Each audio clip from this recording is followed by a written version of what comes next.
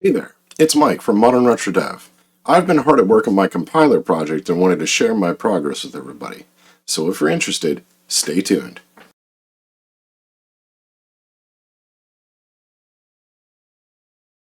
So after finishing up my port of Mini Doku to the X16, I spent a little bit of time thinking about what I wanted to work on next. And what I came up with is that I really wanted to revisit the compiler project. And this time around, I decided to tackle a high-level language implementation.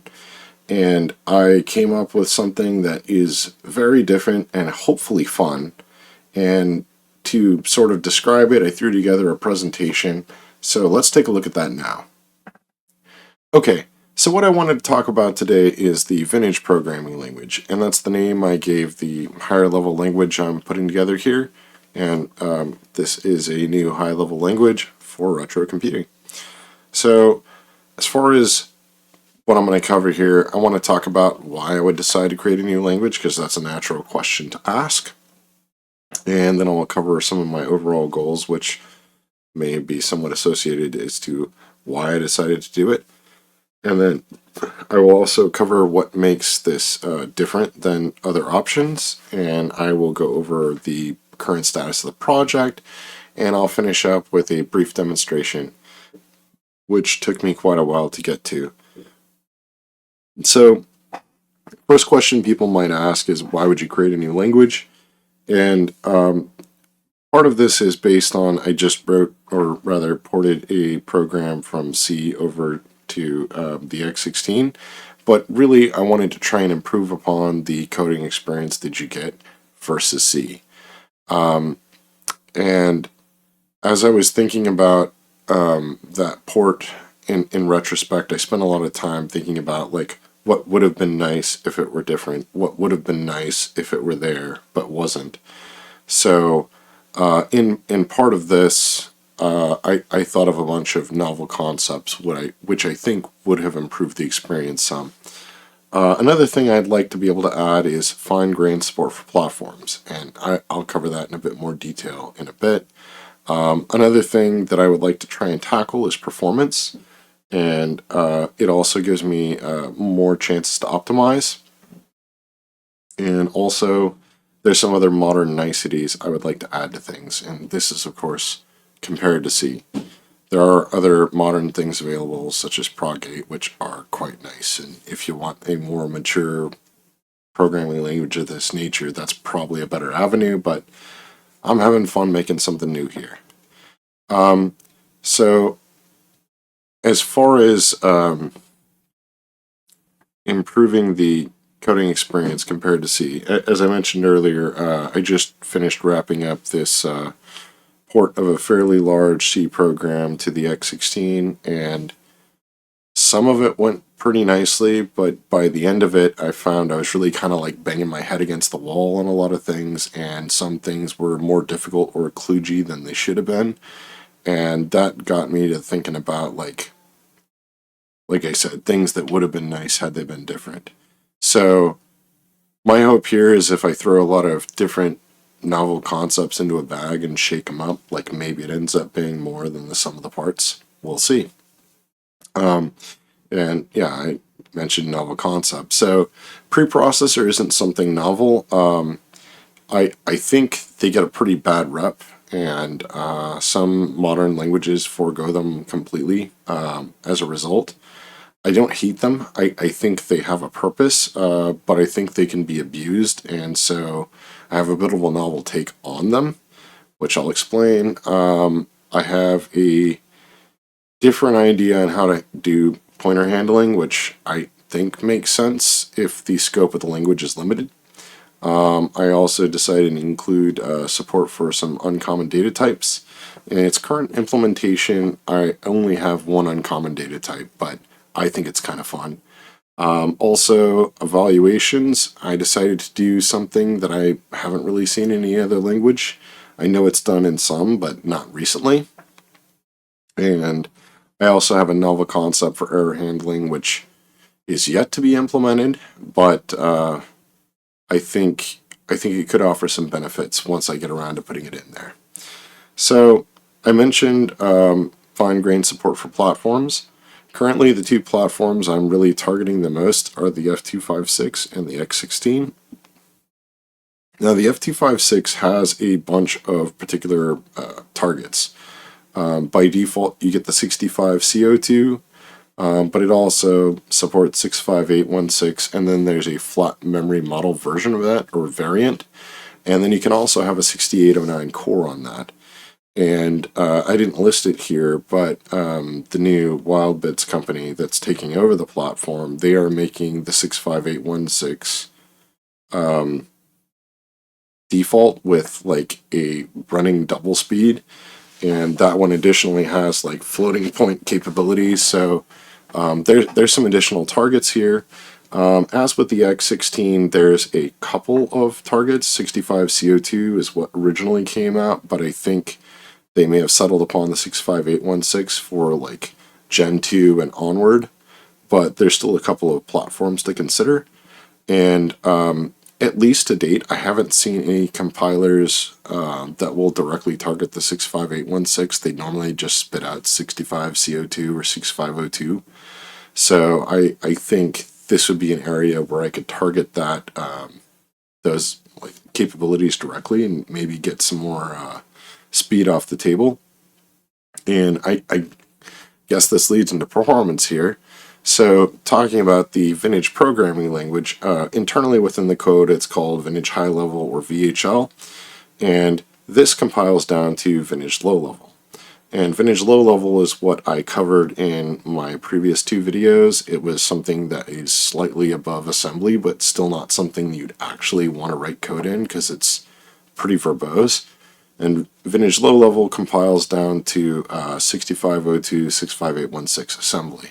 So in that sense, VLL is basically, it's an intermediate language. And now the fun thing here is everywhere there's an arrow on the screen, those are opportunities to introduce optimizations when compiling the code. And I'm a nerd, so that sort of thing is exciting. As far as goals of the project, I wanted to come up with a language that I can compile on a single pass. And I think part of the reason of that is it speaks to the simplicity of the language design, but also it speaks to simplicity of the compiler. And my goal eventually is to be able to write like a self-hosted compiler for this that would run on one of these modern retro systems. I also wanted to have a language that would excel at direct access memory operations, and I'm not saying DMA, I'm talking about if you're doing operations directly on memory addresses. I wanted to make something better than C.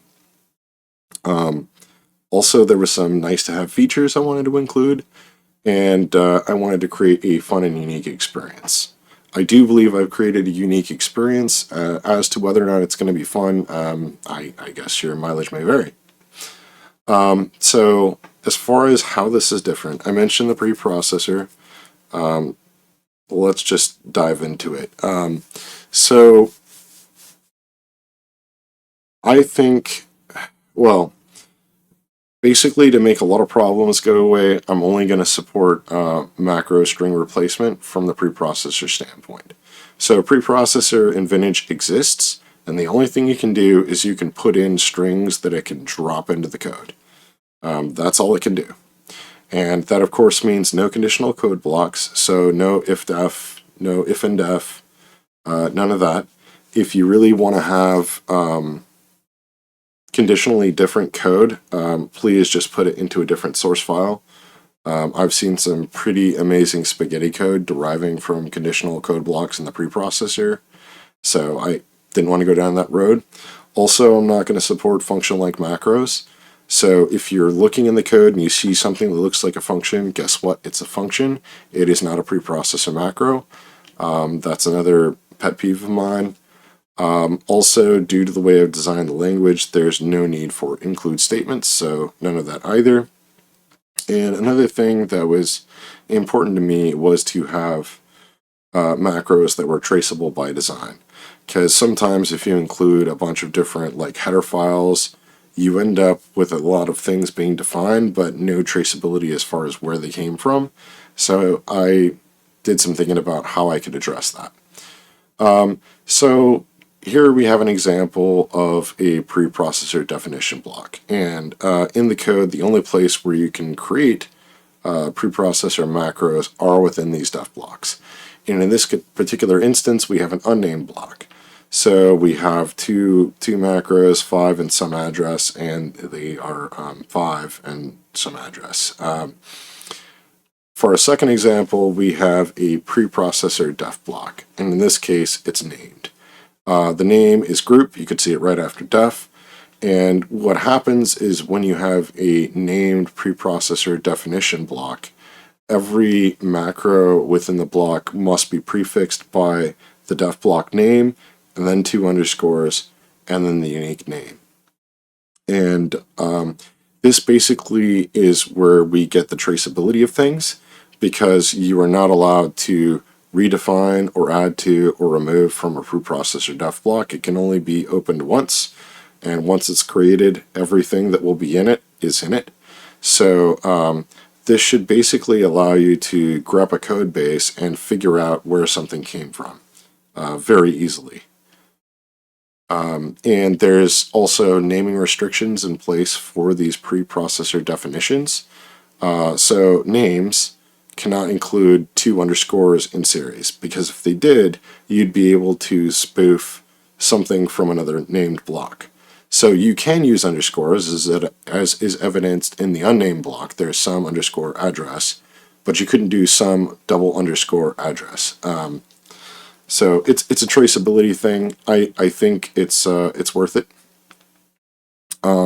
As far as how you would actually use these, this is another thing that I've done slightly differently. So if you were working with C, you could just basically, if some address was a preprocessor definition, you could write some address. But I think the only reason it works as well as it does in C is just because people are disciplined, and there's sort of this style that's recommended. Everything should be uppercase, but it's not really enforced by the compiler. So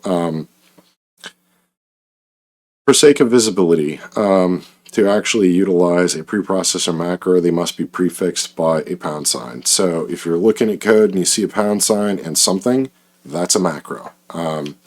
I think that makes it simple, and like I said, with the double underscores, you can figure out which block it comes from, so you've got traceability and identifiability within code. Pointer handling. I mentioned this was different, and I think it's pretty different, and some people may hate me, but hear me out. So here in Vintage, pointers are dereferenced by default, and that's this is an experiment, but I think if you're not trying to do absolutely everything, it kind of makes sense. So in C, if you wanted to dereference, you would basically prefix your variable with an asterisk and then variable name, and then you get what it points to as opposed to the pointer. But generally in C, I want to work with what's being pointed to and not the pointer itself. So now in this case, in Vintage, if you want to access the pointer address itself, you need to instead prefix that variable name with an @ I think that this leads to more compact syntax in direct usage, and it also happens to work together well with the macro system I devised. And my hope is that pointers in general, at least their usage, will be minimized versus C, and the my theory on that is that pointers in C get abused a lot because you're limited to only a single return variable. And I feel like if C had support for multiple return variables, you wouldn't rely on pointers so excessively.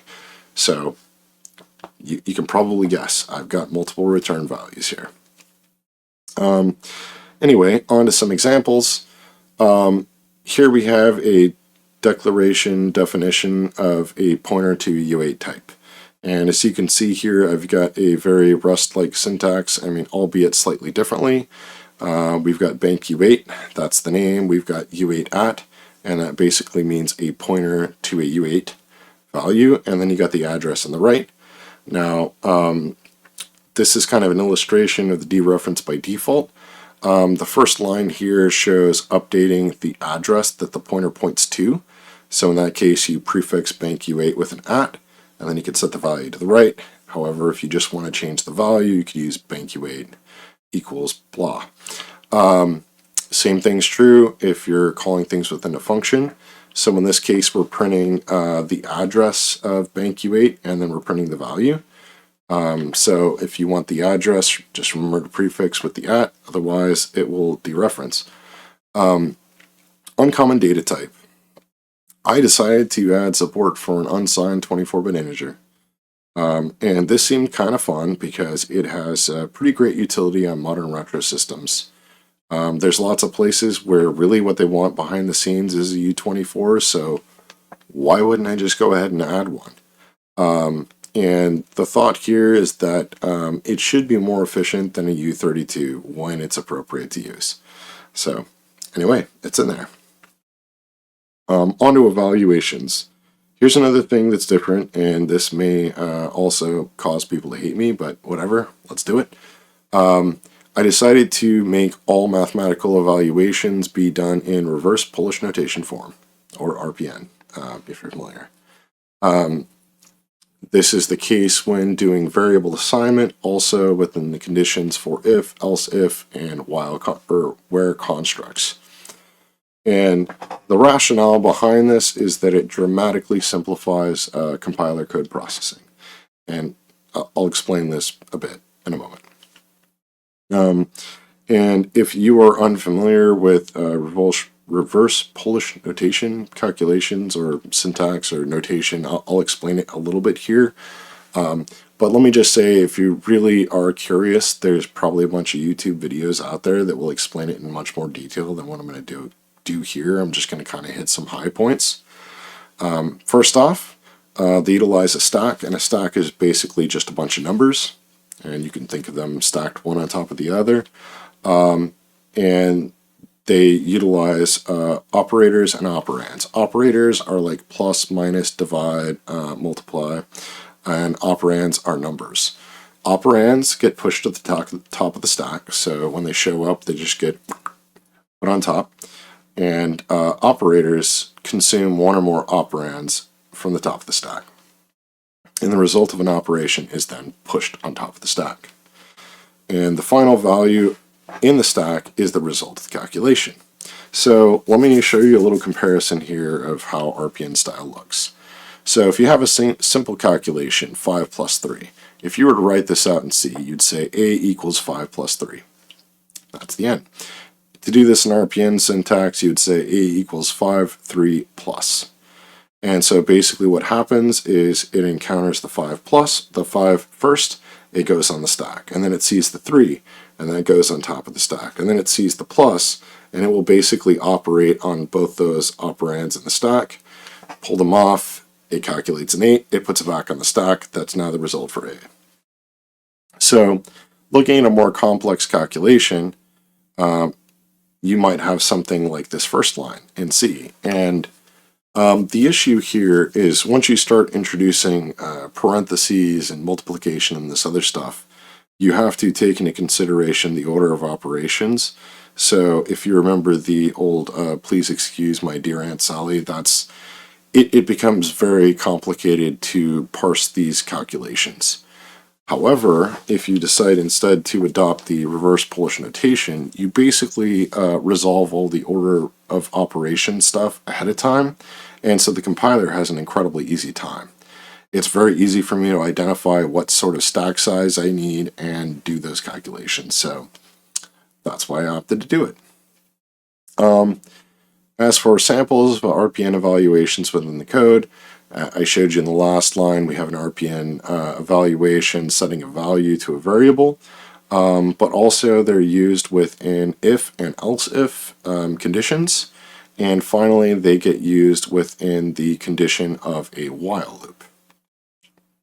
So error handling is another place where this strives to be different, and I think I mentioned this, but if I didn't, this is a planned feature. I didn't get around to implementing it before making this video, so all the details may not be hammered out as much as I'd like at this point. What I can say is I do think this is different from anything else I've seen, and my goal here is to create something that is both very low effort and concise, and I think it should be particularly useful for modern retrocomputing systems. So, as I'm sure you've noticed from some of the code samples I've shown thus far, all statements within the code must be terminated. In general, that means you're terminating with a semicolon. However, those functions that may fail must be terminated with a question mark, and that's an that's basically an exclamation mark to the user that, hey, there could be failure here. So if you try to use a may fail with the wrong terminator, it should compile and give you an error, so you know, oh hey, I may need to address this. Additionally, you can include some modifiers following that terminating question mark. Now, on to the termination modifiers as I'm currently thinking. So first of all, we have the question mark caret, and this would basically propagate failures up and out of a function. I think Rust has something pretty similar to this, but basically imagine you have a function and inside of it you're calling a string conversion to convert like an ASCII to an integer. If for whatever reason that function you're calling fails, you could basically just call that string conversion with a question mark caret, and if it fails, then your function fails and propagates the failure up. You don't really have to write any more surrounding code around it. You can handle it at the upper level if that's where you want to do it. Alternatively, if you want, you can use a question mark exclamation mark, and if you do that on a may fail, if it encounters a failure, it would terminate the program right there and print out a hopefully helpful error message. Additionally, you can add a comma and a number after that question mark exclamation mark, and that would explicitly set the debug level. If you omit the comma and the number, it would basically be assumed that the termination error message has a level of 1. And these supported debug levels are 1 through 9. And I'll explain this a little more in a second. And I did mention this is preliminary, I haven't put it in there yet, but basically if you compile your code and you would give it some sort of a debug compilation option, then it would basically include all of those question mark exclamation mark debug messages. And optionally, you'd be able to specify a minimum debug level. And by doing that, it would exclude any debug error messages that are of a lower level than that, but it would include everything at that level or higher. So, for example, if you're pulling in a library that you know doesn't have any issues in it, maybe all of those error messages are coded at a 1. So for your specific code or for the area where you're working, you could set that level much higher and then only selectively include those, because these modern retro systems are pretty memory constrained, and so including those messages does cost memory. So this would allow you to leave them in but toggle them on and off as you desire. And I probably should have mentioned this earlier. This is probably one of the more useful things. If you just had a normally terminated line with a question mark, if you want to manually handle that failure yourself, then on the next line just do if question mark and then curly braces. So you get a block. If the previous command failed or the previous statement fails, then do this. I think that's pretty simple and straightforward. Now, I've only been working on this 3 or 4 months, so it doesn't have anywhere near what I would like to have, and to sort of hit some of the goals I have, there's a lot of restrictions that had to be added. First off, and this is a minor one, and it could be addressed later, but right now I'm not doing it. So currently I am not supporting trailing code comments. If you want to include code comments, they need to be on their own line, and I'm only supporting like double / type, only for single line, so no / star stuff, none of that. Also, no recursive calling of functions. This is due to how I'm implementing things at the low level, in the low level language area. and I don't think it's going to be a huge loss. So that's just how it is. And also, I'm only allowing for a single instance of a function call per statement. So you can basically call a function and pull values from it, but you can't do like function A plus function B. Like, I'm just not doing it right now. Maybe later, but not now. Also, function calls are not allowed within conditional evaluations, if, else if, and while. This one I might relax at some point. I may, I've been toying with the idea of allowing them to have function or functions in there if the function only returns a single value and if that single value is a bool. So I might do that, but I haven't done it yet. And as far as where the project currently stands, I was compiling low-level language code before, but now I can also compile high-level language code or just vintage with it. And also, I added support for multiple platforms. And it's kind of sad this is a single dot because I spent like a month and a half adding C64 and F256K support here. The first platform I had was X16, and originally for VLL, that's all you could do. But now you can basically specify those targets. C64 only took me 1 week to add because it was so similar to the X16, and I guess that makes sense because X16 is kind of like a superset of functionality of the C64, but the F256K was incredibly different. That took me over a month to figure out. And it's a very intriguing platform, but it's very complicated and very different. And I mentioned this earlier, but vintage language, as I have it implemented currently, has a very Rust-like syntax, but there are some deviations. And currently, most but not all of my initially planned features have already been added. So let me talk about current features, and this is not an all-exhaustive list, but some high points. I do support a number of data types, including arrays, bools, char, file, string, U8, U16, U24, and I do support RPN evaluations, and they can be done while updating variables and within conditions, if, else if, and while. You can specify integer values either in base 10 or alternatively in hexadecimal or binary notation. And this is not, it's more C-like, not CC65 assembly-like. So 0xFF instead of like $FF. Also, I support 3 loop constructs, loop, while, and for. And for is pretty powerful, but for whatever reason, I did not really include much about it here in the presentation. Shame on me. Let's see, what else we got? Oh yeah, break statement. So this is another thing that I thought would be really cool to add.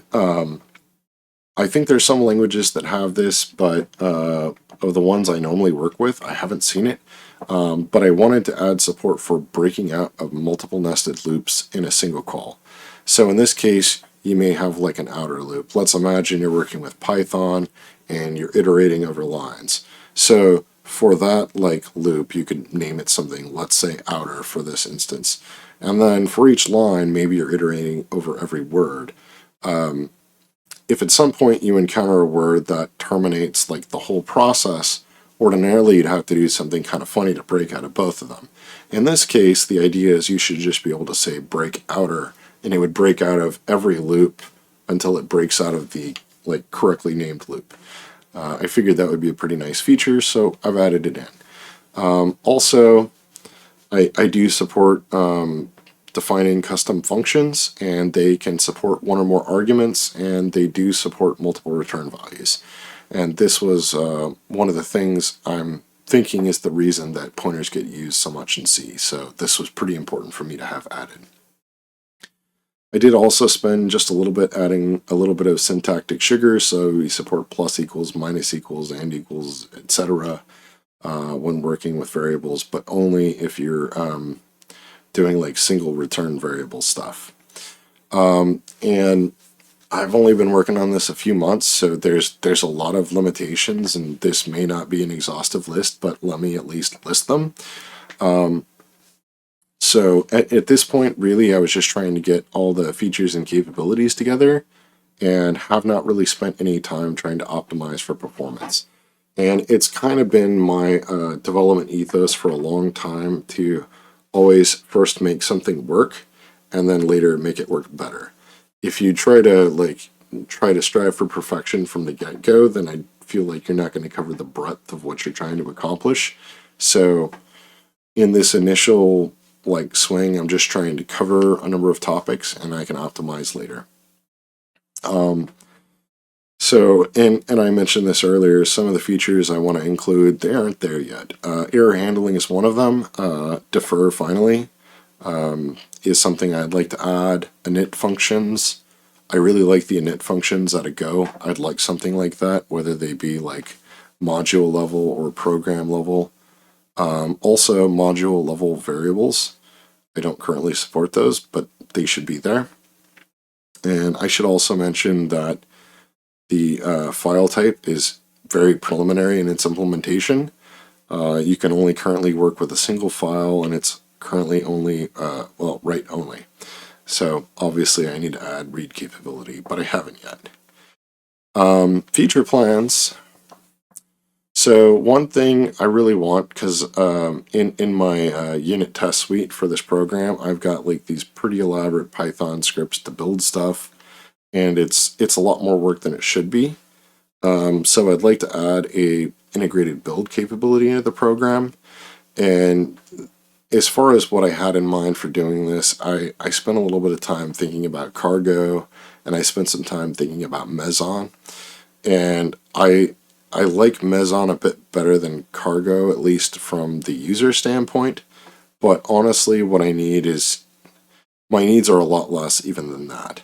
I need to have like a list of source files and the order to compile them in. I need to know the target, the platform, and maybe a few other options. So I don't need as much as any of those things have, but I would like to be able to provide a set of vintage source files and have them compile all the way down to an executable with a single command with a single simple file. So I want to throw something together that'll do that. I'd like to add in the remaining features that I desire that aren't currently there, obviously.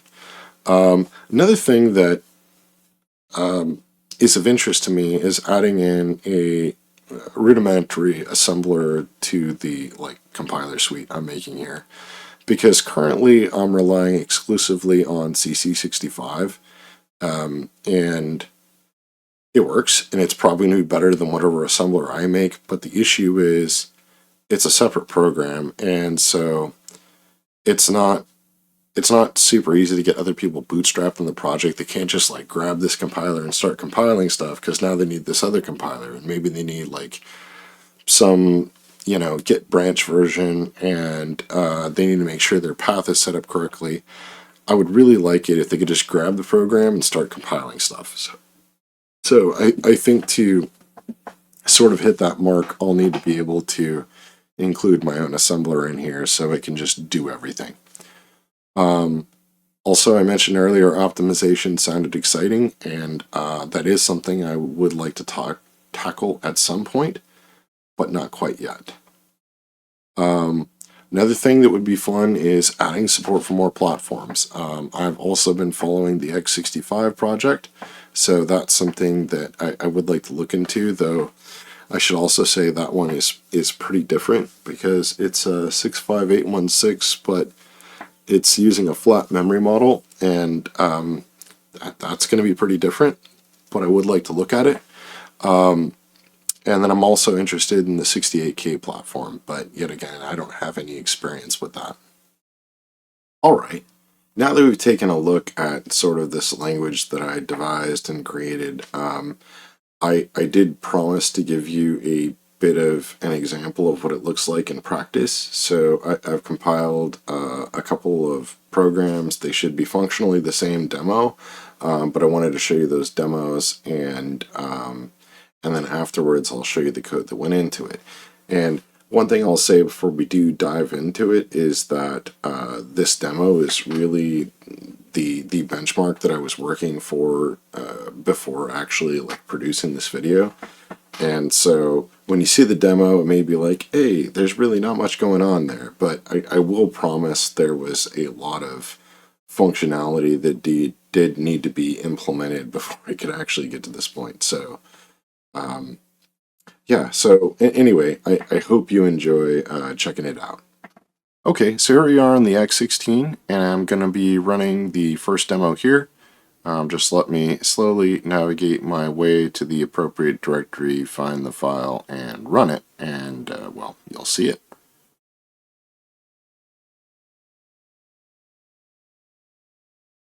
Alright, there's Hello World, and it's scrolling up. It was a lot of effort to make this work. Hope you like it. Okay, so now I'm working here on the F256K2, and we're going to run a fairly equivalent program. It says something different, but and I've got some glitchiness, but it works. Alright, so now that you got a chance to actually see those demos, I wanted to dive in and show you the code for one of them. In this case, I'm going to show you the X16 because I'm a bit more familiar with it. But in either case, I think it should give you a pretty good example on how the language actually looks in action. And then you'll see it's not as trivial as an example as I said it was, or as I suggested. So anyway, well, let's dive right into this. First thing up top, I'd like you to see that this block here is a preprocessor definition block, and up here we just have some memory addresses described. And then this section here are fully described memory addresses. They include both the type and the memory location. So we'll be using those liberally throughout this this program. Down here we see our first function, getSysTime, returns a U24. And here's a feature I didn't really mention in my earlier presentation. There was a bullet, but I didn't talk about it. So Vintage does include at least rudimentary support for inline assembly, and that's what's being leveraged here. In this case, we're using a kernel feature called readTime, and it's going to load stuff into AX and Y, and then we are summarily going to store those to R0. And then the neat thing here is we can use this U24 type and just directly pull that value out of memory and return it. Alright, next up we have a function wait till next frame. This is going to take a former or original system time, and then we have another variable for system time, and we will call that earlier function to get system time. And this thing is just going to loop until those two are no longer the same, and then it will return. Next up we have a function text layer clear. So this takes a text layer, a background color, and a foreground color. And so next address in here is a U24, and as I mentioned, it's a very handy data type for these systems, and you'll get to see that in a moment. Down here we handle layer 0 or layer 1, and we're just basically going to set a map base value based on which one we have, and then we're going to shift it by 9 bits. That's just what Vera expects. So once we have that next address, we're just going to jam it right into Vera, and that's going to tell it really what it's going to be reading or writing to. And then we're going to set the increment. Now, here's another thing that is interesting about the Vera, and I guess I should have mentioned it. The way Vera works is you don't have direct access to video memory.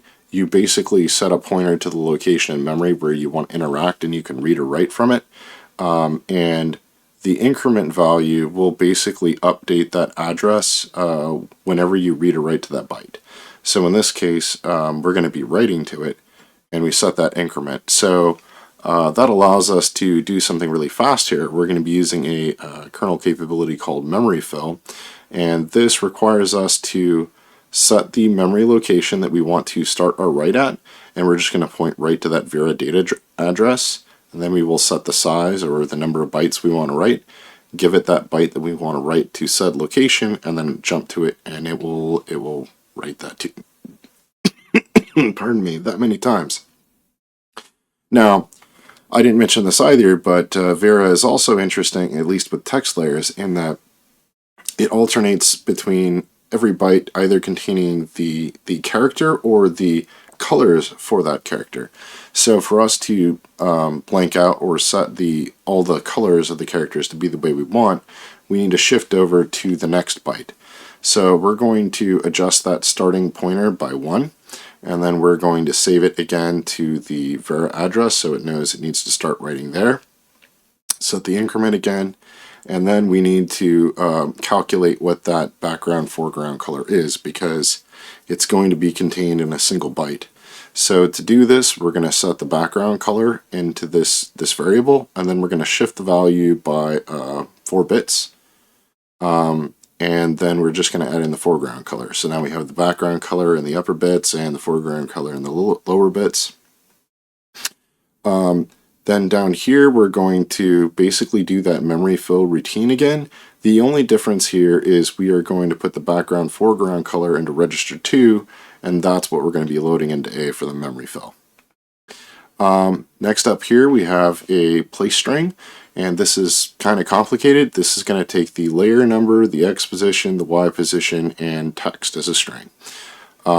So one thing to note here is we do have an array in use, length 4, and we have handling 2 different layers separately. I'm only going to cover one because they're the same, just at different locations in memory.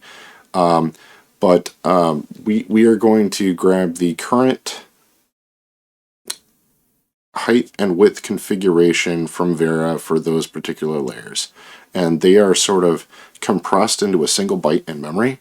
You get 2 bits to define the text layer height and 2 bits to define the text layer width. And so we're basically going to use one of our preprocessor definitions to directly grab an 8-bit value out of that location in memory, and then AND it against, you know, this byte, and that will give us the correct thing we want in the variables on the left. And then we'll get the corresponding map base address. And then when we come down here, we're going to want to shift both of those values into the lowest 2 bits. And of course, we have to shift next address because that's what Vera expects. And since we shifted the text layer height and width into the low 2 bytes, that means now we have a value from 0 to 3, and that allows us to use those values to address one of these values out of map size. So now we'll have the corresponding sizes we need for those text layers. Here we have a couple of checks. If you try to write outside of the width or height that's allowed, it'll just immediately return. Alternatively, it will set the text layer increment for going from one row to the next. Now in this part, we're actually going to be writing out the text on the screen where it should go. So we'll start with Y counter of 0, and in this section we're just going to be iterating over rows of that text layer. And if we're not on the correct row we're looking for, we're going to increment the adder by the text layer increment, which is like how many characters are in that row, and then we're going to iterate the Y counter. And once they're equal, it's going to stop. Once we've done that, we're going to update that the next address we're going to write to reflect where we're at. So we're going to take this adder, which will now point to the start of the row we're interested in, and then we're going to add X position twice. And we add it twice because we need to, it's 2 bytes per character, because you have the character itself and then you have the color information that follows. So now we're pointing at the correct location in memory for the write. So we're going to update that Vera address to be that address. We're going to set the increment. And now we have a very simple little loop here. This is a for loop. So we're going to iterate over characters in the string text. And we are just going to directly set a byte in memory with that next character, and we'll loop till it's done, and that'll put the text there. Next up, we have a little function called scroll layer, and this is going to, this pointer here points to the current vertical scroll within Vera, and we're just going to look at it and see if it's greater than 200. If it is, we'll set it to 0. Otherwise, we'll add 1. That's it. Now down to the main function. This is where program execution starts. We've got a system time variable. We've got the string that you saw scrolling across the screen. And then first we're going to start off by clearing the text layer. And then we're going to place this hello world at a location on the screen, 30-30, so 30 characters over, 30 characters down. and then we're going to hit the loop, and when it starts the loop, it's going to scroll the layer by one pixel.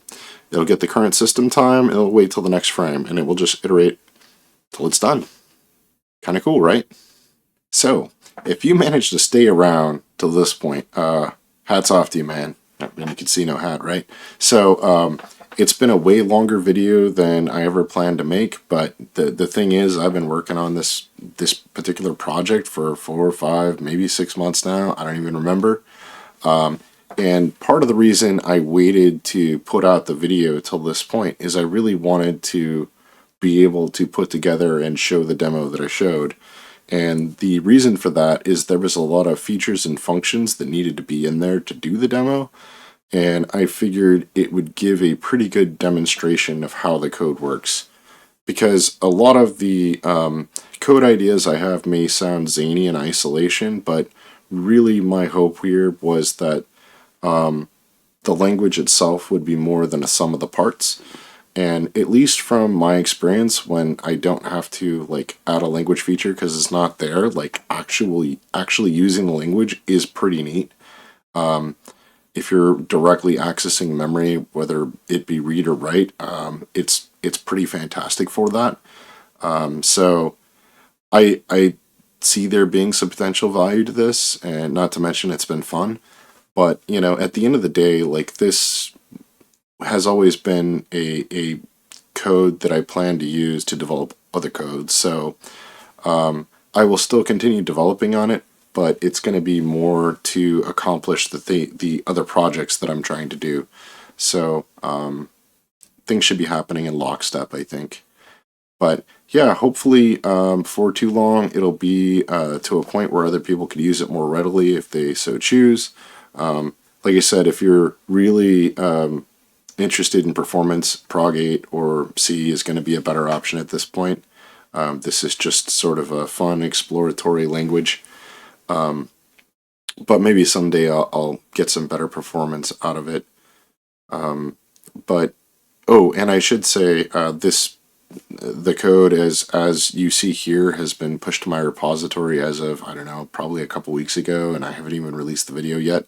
So it's not a secret, and if I'm a good video editor, then I will put the link here in the video, though you can also check the description of the video. I should probably have a link to the repository there if you'd like to take a look at it. But as I said earlier, thanks again for sticking around if you did. If you find this sort of thing interesting, please consider liking or subscribing to the video. That's kind of helpful for me. And yeah, I think that's really all I got to say. And that, of course, is my cue to get back to some modern retro dev. Take care.